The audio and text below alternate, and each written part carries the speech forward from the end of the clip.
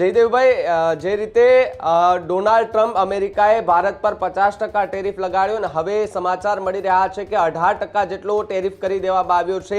18% કર્યા બાદ ભારતને કેટલો ફાયદો થઈ શકે? બિલકુલ, જે રીતે ટેરિફમાં ઘટાડો કરવામાં આવ્યો છે અને એશિયન કન્ટ્રીઝમાં જેટલા પણ રાષ્ટ્રો ઉપર જે ટેરિફ લાગે છે તેમાં સૌથી ઓછામાં ઓછો ટેરિફ ભારત ઉપર લાગી રહ્યો છે. કારણ કે તમામ એશિયન રાષ્ટ્રો ઉપર 19% થી લઈને 34% સુધીનો ટેરિફ છે. તો ભારતને સૌથી ઓછો ટેરિફ લાગી રહ્યો છે. અને જે રીતે ગઈકાલે મોડી રાત્રે ટેરિફની એનાઉન્સમેન્ટ થઈ તે પછી આજે વહેલી સવારે ભારતીય શેર બજારની જે શરૂઆત થઈ તે ભારતીય શેર બજારના રોકાણકારો માટે આજે મંગળવારનો દિવસ મંગળ બનીને આવ્યો છે. કારણ કે સેન્સેક્સ, નિફ્ટી અને બેંક નિફ્ટીમાં જબરજસ્ત મજબૂતાઈ જોવા મળી રહી છે. બેંક નિફ્ટી તેના સર્વોચ્ચ શિખર પર પહોંચી ચૂકી છે. જયદેવભાઈ, ઇન્ફ્રાસ્ટ્રક્ચર મામલે ભારતને કેટલો ફાયદો થઈ શકે આ ટેરિફ ઘટવાને કારણે? બિલકુલ, પ્રથમ તો ટેરિફમાં જે ઘટાડો કર્યો છે તો તેમાં જે સેક્ટરને સૌથી વધારે ડેમેજ થયું હતું, જેમાં હું કહીશ કે ખાસ કરીને જેમ્સ એન્ડ જ્વેલરી છે, શ્રિંક ફૂડ છે, તો એ આઈટી છે, ફાર્મા છે, કેમિકલ છે, એ સેક્ટરને વધારે અસર થતી હતી. તો હવે પછી જે આ અસર છે તે પોઝિટિવ રીતે જોવા મળશે અને તેના કારણે તેના સંલગ્ન ઘણા બધા એવા સ્ટોક છે તે પણ આજે ઉપલી સર્કિટમાં ટ્રેડ કરી રહ્યા છે.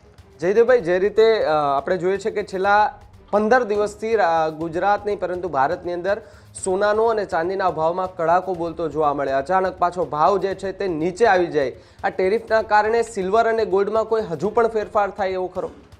બિલકુલ, સોના અને ચાંદીના ભાવમાં પણ જબરજસ્ત અફરાતફરીનો માહોલ છેલ્લા 3-4 મહિના દરમિયાન જોવા મળ્યો અને ખૂબ જ ટૂંકા ગાળે સોના અને ચાંદીના ભાવમાં ખૂબ સ્પીડથી મજબૂતાઈ પણ જોવા મળી. અને જે રીતે જેટલી ઝડપથી વૃદ્ધિ થતી જોવા મળી હતી એવી જ ઝડપથી અત્યારે ઘટાડો પણ જોવા મળી રહ્યો છે. તો તેની પાછળનું કારણ એક જ ગણી શકાય કે અમેરિકન ફેડ રિઝર્વના વડા તરીકે જેમનું નામ આવ્યું છે તેમની જે નીતિઓ છે તે પ્રાઇઝસ મેટલને સપોર્ટ કરતી નથી. તો તેને લઈ અને ઘણા બધા રાષ્ટ્રોએ સતત સોના અને ચાંદીમાં ખરીદી કરી હતી, તેઓ હવે વેચવાલી કરી રહ્યા છે. જયદેવભાઈ, આ નિર્ણયથી સામાન્ય વર્ગને કેટલો ફાયદો થશે?